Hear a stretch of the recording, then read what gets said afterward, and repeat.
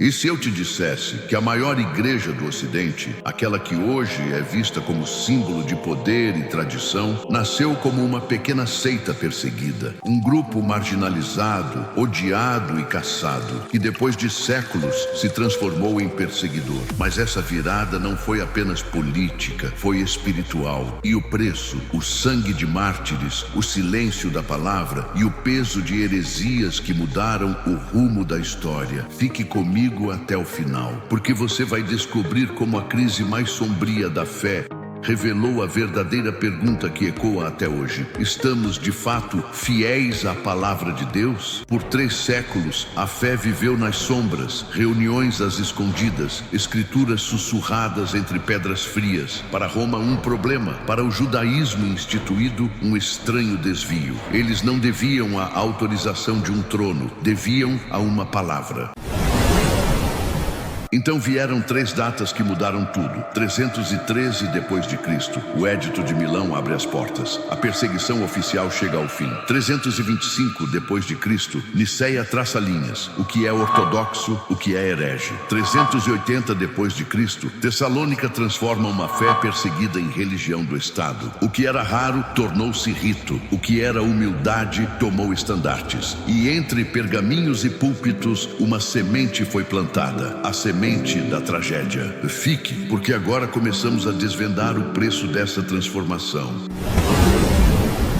Nos primeiros séculos, o cristianismo era visto como apenas mais uma seita judaica, pequeno, radical, exclusivo, mas diferente de todas as outras, porque seus seguidores proclamavam que o Messias crucificado havia ressuscitado. Eles não reconheciam César como Senhor, mas apenas Cristo, e por isso foram odiados, caçados, massacrados. A palavra já havia profetizado: todos os que quiserem viver piedosamente em Cristo Jesus padecerão perseguições, segundo Timóteo 3,12. Já no final do primeiro século, sementes de engano começavam a aparecer. Alguns negavam que Cristo realmente havia vindo em carne. Outros afirmavam que a salvação era privilégio de poucos, alcançada por um conhecimento secreto. Foi contra essas ideias que o apóstolo João escreveu, advertindo a igreja: o Verbo se fez carne e habitou entre nós. João 1,14. Ele reafirmou: a salvação não é um segredo místico, não é reservada a uma elite. Cristo veio em carne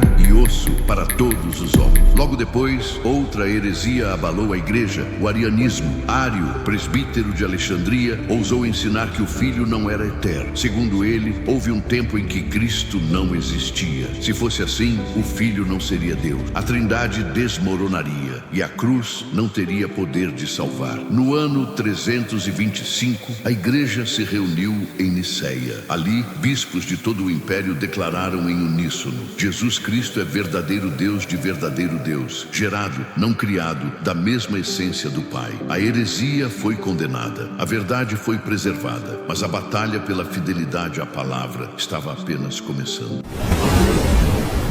Nos 3 primeiros séculos, a igreja foi forjada no fogo da perseguição. Cristãos eram lançados às feras, queimados vivos, decapitados diante das multidões. Tudo porque não negavam a única autoridade, Cristo e sua palavra. O sangue derramado se tornou o selo da fé. Como estava escrito: sereis odiados de todos por causa do meu nome, mas aquele que perseverar até o fim será salvo. Mateus 10:22.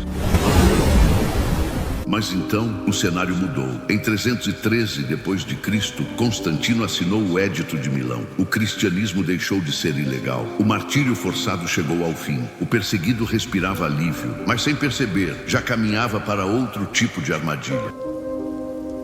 Em 325 depois de Cristo, no concílio de Niceia, a igreja agora livre recebeu o apoio imperial. A ortodoxia passou a ser imposta pelo trono. Heresias foram condenadas, mas a linha entre fé e política começava a se confundir. A exclusão de dissidentes deixava de ser apenas espiritual e passava a contar com a força do Estado. E então veio o ponto decisivo. No ano 380 depois de Cristo, o imperador Teodósio I assinou o Edito de Tessalônica. O cristianismo niceno foi declarado religião oficial do Império Romano. Todas as outras formas de fé, pagãs ou dissidentes, foram proibidas. O perseguido se tornou perseguidor. A igreja, agora aliada ao Estado, ergueu a mesma espada que antes a havia ferido. A vitória política marcou o início de uma tragédia doutrinária. O termo seita já não designava quem negava a Bíblia, mas quem ousava questionar a instituição. A cruz do sacrifício foi trocada pelo cetro do poder e o sangue continuou a ser derramado, agora em nome da ortodoxia. A igreja, agora dominante, começou a acumular peso. Tradições humanas se sobrepunham à Escritura. Novas doutrinas surgiam, estranhas à palavra de Deus. A salvação por obras e rituais, a mediação dos santos e das imagens,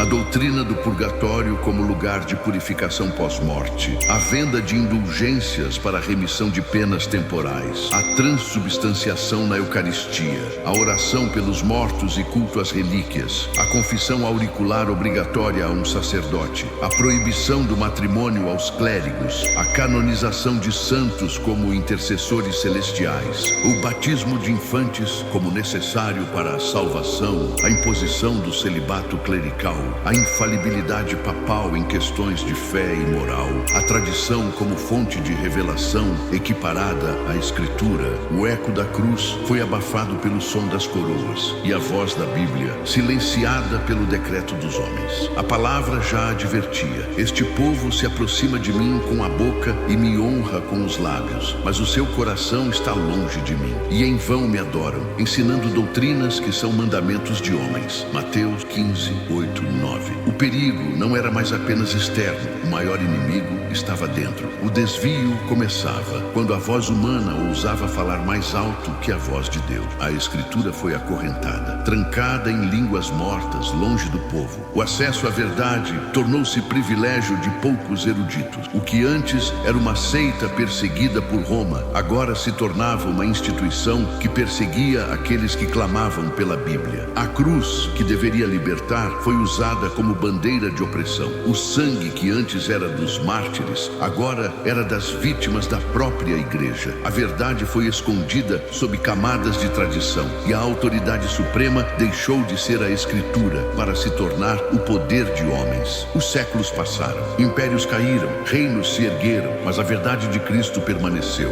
Os gnósticos desapareceram, as perseguições cessaram, mas a palavra não. Ela ecoa até hoje. E conhecereis a verdade, e a verdade vos libertará. João 8,32. Porque o Evangelho não é uma filosofia entre muitas, não é segredo escondido nos livros da história. É poder vivo de Deus para todo aquele que crê. O mesmo Cristo que desafiou a escuridão, hoje desafia você. A pergunta é: você vai se contentar com sombras ou vai caminhar na luz da verdade? A história já foi escrita. Agora cabe a você lutar pelo que é verdadeiro, pois nos tempos finais tudo se repetirá. Se esta mensagem falou com você, não deixe que ela se perca no silêncio. Inscreva-se, compartilhe este vídeo e junte-se a nós nesta jornada pela verdade da palavra. Aqui, cada vídeo é um lembrete de que a luz de Cristo ainda brilha em meio às trevas. Até o próximo encontro, e que a verdade de Deus guie os seus passos.